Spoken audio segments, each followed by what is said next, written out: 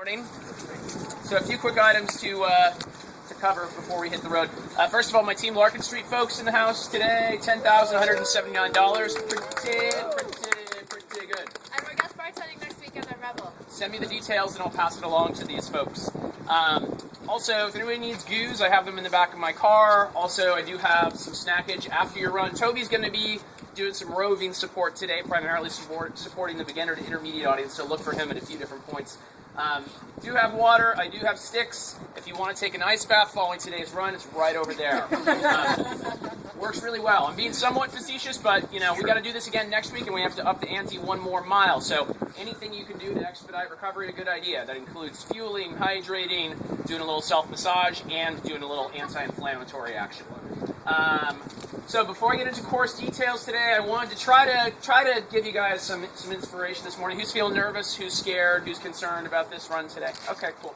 So I'll tell a personal story. So a few years ago, this was right in the midst of my running renaissance. This was after college. I actually didn't run at the collegiate level, which is one minor regret that I have.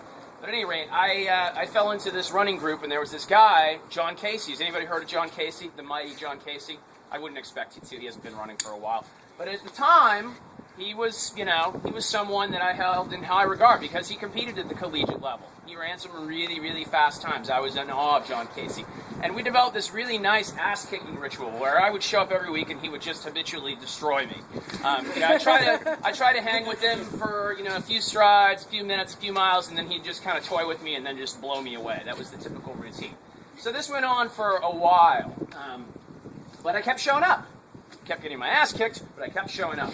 And then one day, after doing this routine for literally 6 months, just continuing to show up, and I get a little bit closer, but I didn't really feel like I was gaining much ground. We were doing 1,200 meter repeats one day at a pretty fast clip, about 5-minute pace. And again, I was kind of hanging with him for a while. And in typical fashion, the very last one, he decides, okay, I'm going to blow Matt away, and just to make sure that he knows who the alpha dog is here.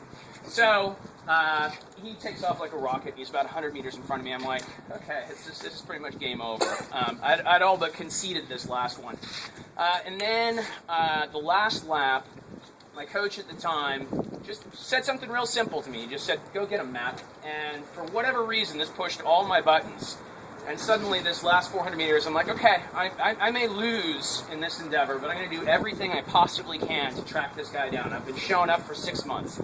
And so I started to close on him.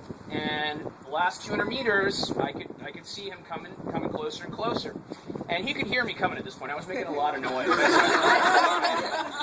But there was this great moment when we're coming around that last curve, and he can hear me, and he looks behind his shoulder in disbelief, which then turned into disgust because he realized I wasn't going to back off.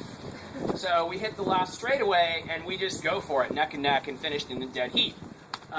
But it was a pivotal moment for me because I realized just by showing up on a regular basis, you can do some remarkable things. So all you guys are here. For those who didn't show up today, keep that in mind. Keep that in mind. Are they going to make it to the start line, to the finish line? I don't know. I hope so. But at any rate, the message there is just keep showing up. Regardless of what training methodology you're employing, showing up on a regular basis is huge. So that's what I got for you guys today. So let's get down to business today. My bold beginners, who's conquering 9 today? Show of hands, please. Okay. So this route is going to be a little bit of a mashup. We're going to get some Great Highway action, and we're also going to get some action in Golden Gate Park. So the first portion of this run, real straightforward. We're going to bang a left here, head along the path that runs parallel to the Great Highway, all the way down to the end of the Great Highway. Where's the end? Where it ends. You have nowhere else to go. It's Great Highway and Sloat. I believe that's the last cross street. If you do need to use a restroom or grab some water, you can always head over to the other side. There's a little rest area over there with restrooms and water fountains before you turn around and come back. Also keep your eyes peeled to the left of the path. There are a few little rest areas if you need to stop and use the restroom or grab some water.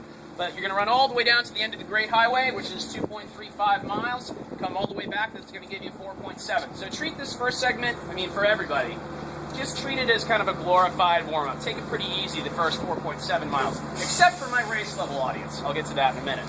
But at any rate, you're going to head all the way out, come all the way back, and you got 4.7. Again, you can use the restroom. There's going to be water here if you need it. And then you're going to get the rest of your mileage in Golden Gate Park, which we've done this route a couple of times. So you're going to head along this sidewalk, you're going to take a right, you're going to head uphill for about 200 meters, you're going to come to a stop sign, turn left at that stop sign and get onto JFK. You're going to follow JFK all the way to your turnaround point. So you're going to pass the bison paddocks on the left, you're going to pass Lake Spreckles, you're going to continue all the way to the intersection of JFK and Transverse. You may remember this one, big controlled intersection. Toby put down an MM9 and chalk right there on the ground, so it should be fairly easy. There is a water fountain on the left side of that intersection if you need it. But beginners, you turn around there, come all the way back down here to the beach LA, and that's 9. That's actually past it's 200 meters past Transverse. Is that what you said? For 9? For 9? Oh yeah, that's right. Pedestrian is past under the bridge and then a little bit farther. My apologies. The turnaround for 9 is actually just past the intersection of JFK and Transverse. So go through that intersection. On the right side, you're going to look for the MM9 roughly 200 meters past that intersection. Thanks, Toby. Intermediate folks, who's doing 10 today? Show hands. Cracking double digits today. Okay. For you guys, same drill. 4.7 round trip. Then you head into Golden Gate Park. You're going to go past JFK and Transverse for about another half a mile, obviously, past the MM9. You're going to approach the pedestrian crosswalk that cuts across JFK. Right around there, you're looking for an MM10. It's by the Rose Garden. It's right by the Rose Garden. Okay. So that's your turnaround point for the folks who are doing 10. And again, look for the MM10. Toby's also going to be hanging out around the 9 or 10 turnaround points as well. My advanced folks, who's doing 11 miles today? Okay, for you guys, 4.7 along the Great Highway, heading into Golden Gate Park, and you're going to run to the intersection of JFK and Middle Drive. So this is, you may recall the Flower Observatory on the left.